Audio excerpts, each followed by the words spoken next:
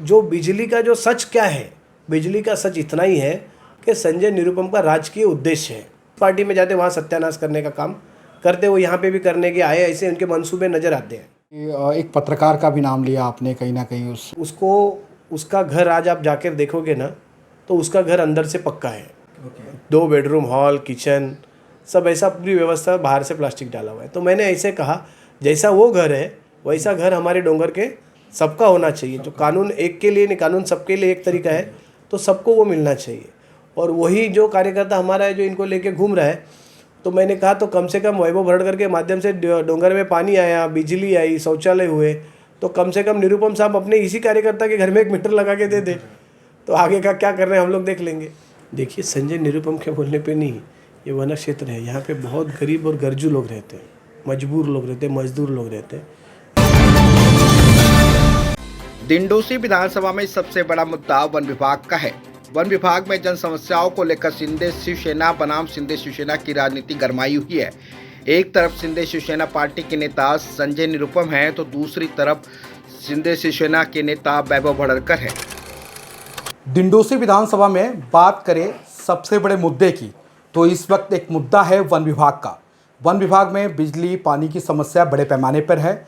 इन सभी समस्याओं को लेकर के पूर्व सांसद संजय निरुपम, जिन्होंने हाल ही में डिंडोसी विधानसभा से चुनाव लड़ा था और चुनाव कहीं ना कहीं वो हार गए, इसके बाद से उन्होंने एक वन विभाग के लोगों के बीच में एक आस जगाई है कि उन्हें बिजली वो दिलाकर रहेंगे करके लोगों में लगातार फॉर्म भरा जा रहा है। लोगों में एक नई आस जगी है, लेकिन कहते हैं कि शिवसेना बनाम शिंदे शिवसेना बनाम शिवसेना में एक जंग छिड़ी हुई है। ये जंग क्या है, इसके बारे में मैं आपको विस्तार से बता दूं कि संजय निरुपम ने कई जगहों पे वन विभाग में सभा लेकर के उन्होंने कहा कि फॉर्म भरिए और फॉर्म भरने के बाद वो इस मसले को लेकर के आगे बढ़ेंगे और लोगों को बिजली दिलाएंगे। लेकिन इस बारे में हम बात करेंगे वैभव भड़कर से। देखा गया है कि सोशल मीडिया पे एक वीडियो आपका बहुत ही तेज़ी से वायरल हो रहा है, जिसमें सांकेतिक रूप से कहीं ना कहीं आपने संजय निरुपम को दर्शाया है, कहा है कि भाई जो फॉर्म फिलअप किए जा रहे हैं कहीं ना कहीं लोगों के दस्तावेज से खिलवाड़ किया जा रहा है। इसके बारे में जानना चाहूँगा। देखिए, मैं मेरी भूमिका हमेशा स्पष्ट तरीके से रखता हूँ, इसमें कोई छुपा और राजनीति का विषय नहीं रहता है। वन क्षेत्र में पिछले 20 सालों से हम काम कर रहे हैं, आज से नहीं। क्या हो सकता है, क्या नहीं हो सकता है, प्रैक्टिकल आदमी को रहना चाहिए। लाइट का मुद्दा मैं खुद, मेरी पिटीशन सबको भी मैं दिखाता हूँ। हम लोग कोर्ट में, हाई कोर्ट में अभी लड़ रहे इसके ऊपर। अदानी में, उसमें अदानी पार्टी है, फॉरेस्ट है, स्टेट गवर्नमेंट है, और हम लोग उसमें अभी तक वो चल ही रहा है। क्योंकि ये लाइट इलेक्ट्रिसिटी के लिए मैंने सबसे बड़ा आंदोलन किया था। हमने अदानी के ऑफिस को ताला मारा था कि हम लोग कैसे अंधेरे में रहते, आप भी रह के देखो। बहुत सारे लोगों ने मिलकर हम लोगों ने बड़ा मोर्चा किया। उसके बाद एक तुम्हारे प्रोजेक्ट मीटर का प्रपोजल, देवेंद्र जी मुख्यमंत्री थे, जब भी बावनकुळे साहब ऊर्जा मंत्री थे और मुनगंटीवार साहब वन मंत्री थे, इन सब के साथ बैठकें हुई। उसके बाद ऐसा कहा गया कि हम अगर वन क्षेत्र में कानूनन अंदर नहीं दे सकते, वन क्षेत्र के बाहर बिजली देनी चाहिए। तो बाहर से बिजली जो हम लोग दे रहे हैं वो 1 मीटर से कम 50-60 घरों में लाइट्स देते हैं। तो रेसिडेंशियल मीटर की ये कैपेसिटी नहीं रहती है कि 50-60 घरों में आप लाइट दे सके। इसके लिए फेज़ 2 के वहाँ पर मीटर लगाए जाते हैं, जिसका रेट्स जो होते हैं ना, उसको क्या कहते हैं, यूनिट्स रेट्स और रेसिडेंशियल का रेट्स में कुछ फ़र्क रहते हैं। और उसके बाद स्लैब बेनिफिट जो है वो उन लोगों को मिलता नहीं। इसके लिए बिल 1000-1200 रुपये लोगों को आते हैं। किंतु उस चीज़ को कैसे सॉल्व किया जाए, इसके ऊपर नेता लोगों ने ध्यान देना चाहिए। कोई भी, हमारे पार्टी, किसी भी पार्टी के, कि ये तो कुछ नहीं था, उस व्यक्ति ने अगर इतना करा के लाया तो इसके ऊपर हम लोग आगे जाकर क्या कर सके, इस चीज़ के ऊपर ध्यान देना चाहिए। ना कि उधर जाकर किसी को वो माफिया है, ये माफिया है, इसने ऐसा किया, वो ऐसा किया। अगर आप कहोगे तो आप किसी भी पार्टी को, आपको तो जवाब लोगों की तरफ से देना उधर के स्थानिक जो भी पदाधिकारी नेता है उनका काम है। आज संजय निरुपम जो मुहिम चला रहे बीज परिषद, तो उसके ऊपर मैंने ऑब्जेक्शन इस तरह से उठाया था। संजय निरुपम देखिए, उत्तर मुंबई लोकसभा में वो 2014 तक खासदार थे, 2009 से लेकर 2014 तक। उसके बीच में दामोदर नगर पूरा जल के खाक हो गया, आप सबको भी याद होगा, मुझे भी अच्छी तरह। उस जगह पर जाकर सोशल के माध्यम से मुझे हमारे सोशल वर्क अपने जो करना चाहिए, एक इंसानियत के नाते, जब दामोदर नगर को आग लगी तो हमने जाकर वहाँ पर बाल्टी, स्टोव, बर्तन, खाने के सारी चीज़ें मैंने वहाँ पर बांट, हमारी तरफ से हमने 2 ट्रक भरकर ये सामान ऐसे टोटल हम लोग ने 700-800 घरों को हमने वो तभी दिया।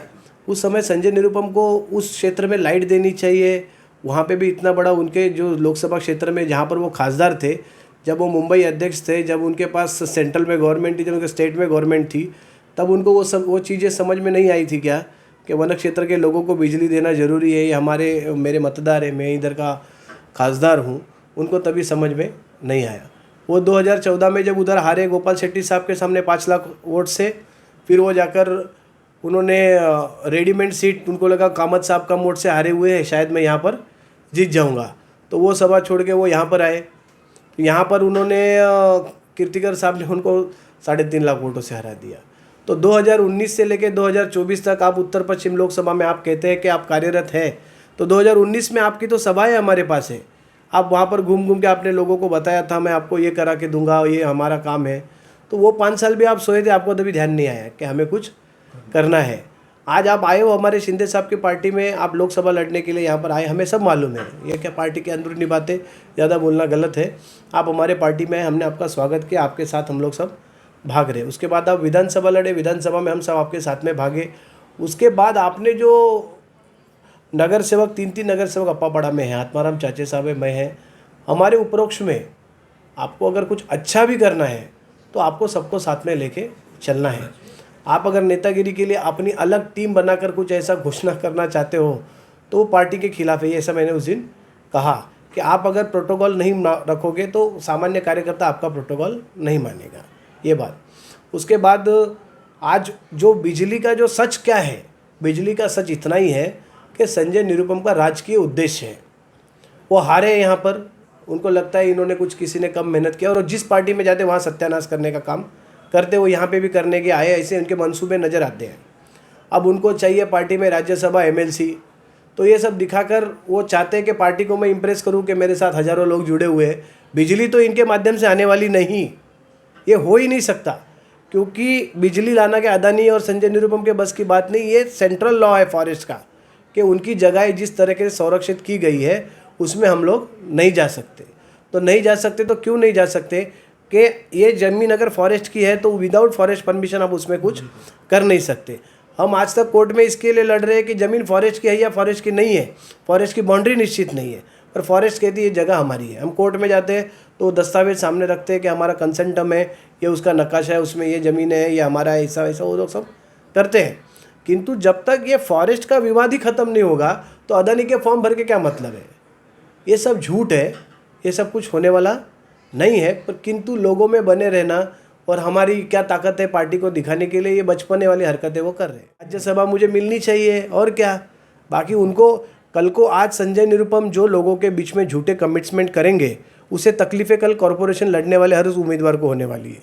वो 39 वार्ड में भी होगा या 38 में भी होगा और 42 में भी होगा। आज अगर पार्टी का सिंबल लेकर आप लोगों के बीच में जाके अपने स्वार्थ के लिए जो झूठ फैला रहे हो, कल को इससे तकलीफ सामान्य कार्यकर्ताओं को होने वाली है। तो इसमें कोई डाउट नहीं है, 2 महीने में कोई चमत्कार नहीं हो सकता कि ये कहीं से लाके लाइट मीटर लगा देंगे, क्योंकि जब तक वो कोर्ट से विड्रॉ नहीं होगा तब तक कोई चीज़ें होने वाली नहीं है। और इसके ऊपर अभी जो लोकसभा के चुनाव के बाद जब हमने सतत कंटिन्यू शिंदे साहब के पीछे लगकर एक रास्ता निकाला कि इसके अंदर एक ऐसे GR कॉपी बनना चाहिए कि मूलभूत सुविधाएं वन क्षेत्र में, पर वो भी लॉफुली नहीं बैठ रहा है, क्योंकि हाईकोर्ट ने इसको प्रोटेक्ट किया हुआ है। 305 की जो याचिका है 1995 की, उसके तहत ये क्षेत्र को उन्होंने प्रोटेक्ट किया हुआ है कि यहाँ पर आप लोगों को ये सुविधाएं आप नहीं दे सकते। कोर्ट कंटेम्प्ट हो जाता है अगर इसके साथ हम लोग कुछ गलत करते या कुछ ज़्यादा ये करते। उस माध्यम से मेरे ऊपर गुन्हे दाखिल हुए, मेरे ऊपर केसेस हुए कि वन क्षेत्र में मैंने पानी दिया इसके लिए हुए। तो ये सब चीज़ें होती है। तो और ये जो नहीं होने वाली चीज़ें बोल के क्या मतलब है।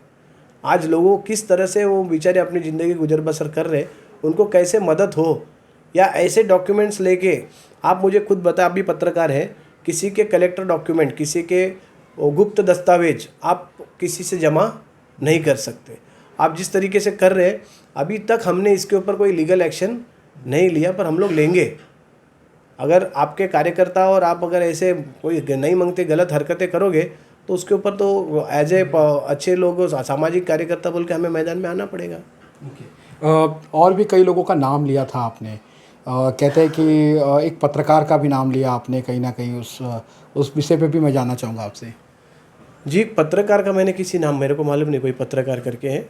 वहाँ पर हमारा एक कार्यकर्ता है, वो उसको उसका घर आज आप जाकर देखोगे ना, तो उसका घर अंदर से पक्का है।